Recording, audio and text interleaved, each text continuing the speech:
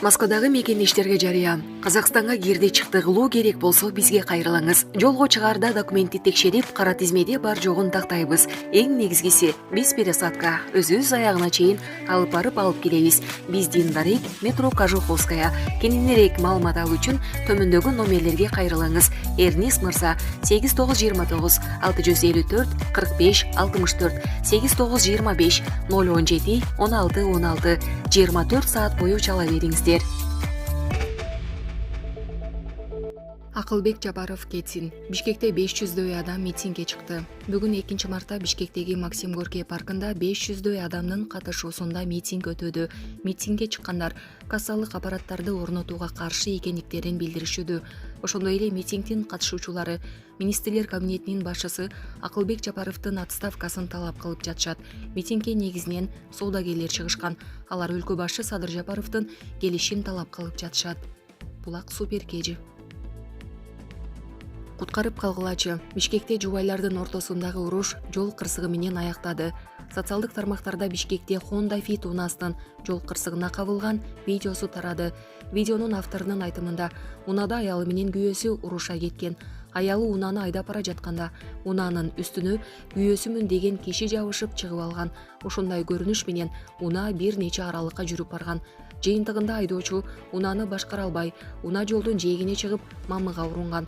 Унадан кулап түшкөн эркек киши дароо аялды кубалап жетип, аны сабап баштайт. Аларды айланадагылар ажыратып калышкан. Милициянын кайгылуу кызматы бул боюнча маалымат бере элек. Булак супер кежи. Сузактагы окуучунун өлүмү Билим берүү министрлиги билдирүү таратты. Билим берүү жана илим министрлиги Сузакта 15 жаштагы окуучу сабалып каза болгону боюнча билдирүү таратты. Мекеме билдиргендей 1-мартта Жомарт Бөкөнбаев атындагы окуу тарбия комплексинин окуучулары ортосунда сабак бүткөндөн кийин болгон окуя боюнча учурда Сузак райондук ички иштер башкармалыгы тарабынан тергөө иштери жүргүзүлүп жатат. Министрлик тарабынан Сузак райондук билим берүү бөлүмүнө мектептерде ата-энелер менен биргеликте тарбия иштерин жакшыртууну, кылмыштуулукту алдын алуу боюнча иштерди күчөтүү тапшырмасы берилди деп айтылат маалыматта. Буга чейин Сузакта 9-класстын окуучусу 10-класстын окуучуларынын бур токмогунан оор жаракат алып, каза болгондугу маалымдалган. Булак супер кежи. Президент Мирзиёев Энтони Блинкен менен жолугушту. Өзбекстандын президенти Шавкат Мирзиёев 1-мартта АКШнын мамлекеттик катчысы Энтони Блинкен баштаган делегацияны кабыл алды деп билдирди мамлекет башчынын басма сөз кызматы.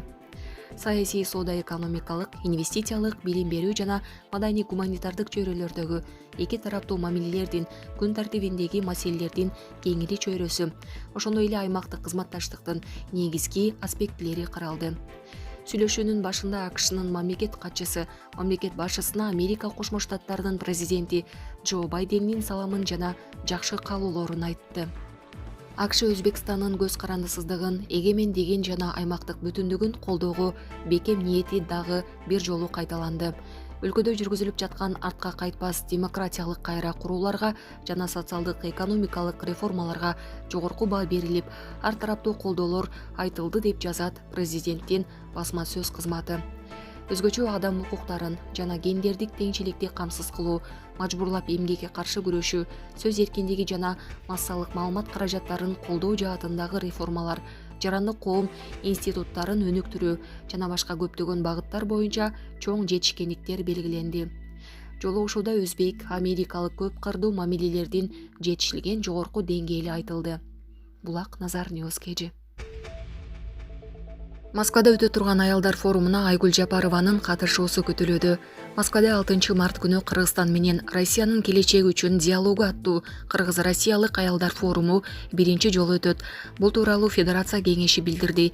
Пленардык чыйын саат 10:00 башталат.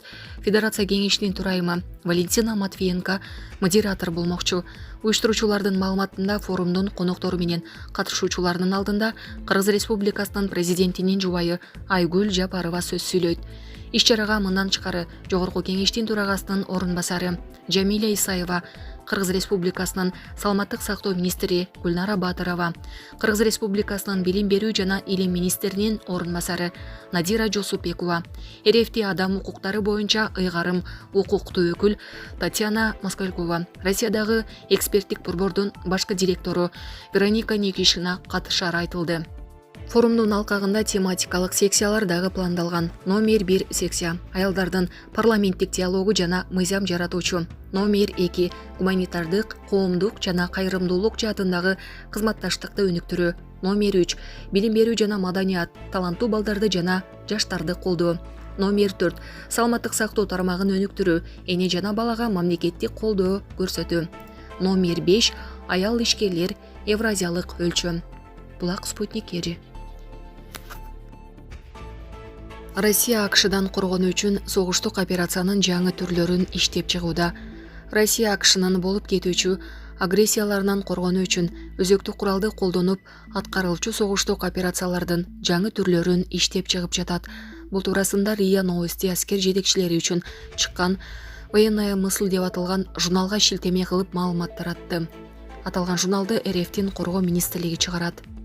Анда АКШ дүйнөгө лидерлик кылган, позициясын акырындап жоготуп бара жатканы айтылган. Мунун жыйынтыгында алардын Россияга карата аскердик саясий курстагы агрессиясы арттууда.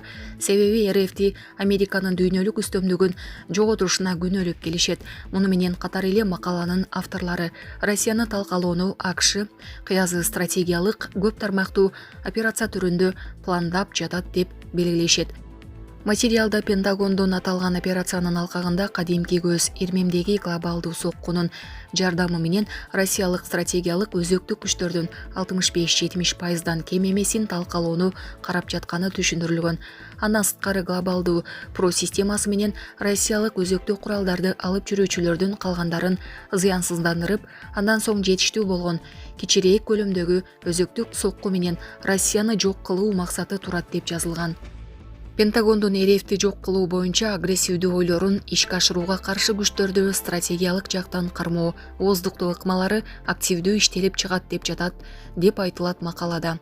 Аскердик окумуштуулар белгилегендей, америкалык агрессорду талкалоо боюнча чечкиндүү стратегиялык максаттарга жетүү үчүн мындай операция жаңы аскердик технологияларды эске алганда стратегиялык заманбап, чабуул коюучу жана коргонуучу, өзөктүк жана өзөктүк эмес куралдарды колдонууну шарттайт.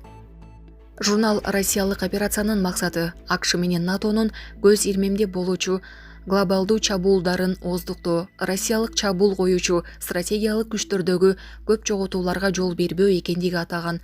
Андан сырткары мындай операциянын жүрүшүндө америкалык глобалдуу про системасынын үнү өчүрүлүшү керектиги, бул абада Россиянын стратегиялык ракеталарынын жок кылынбашы үчүн зарыл экени айтылган.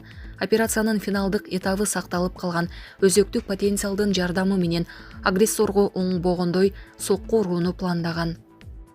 Макалада АКШ тарабынан болгон агрессиянын башталышын алдын алуу үчүн НАТОнун аба-космостук операцияларынын этаптарынын биринде Россия аны ооздуктап коюуга алы жетерин көрсөтүп коюшу керектиги белгиленген. Булак Спутник Эри.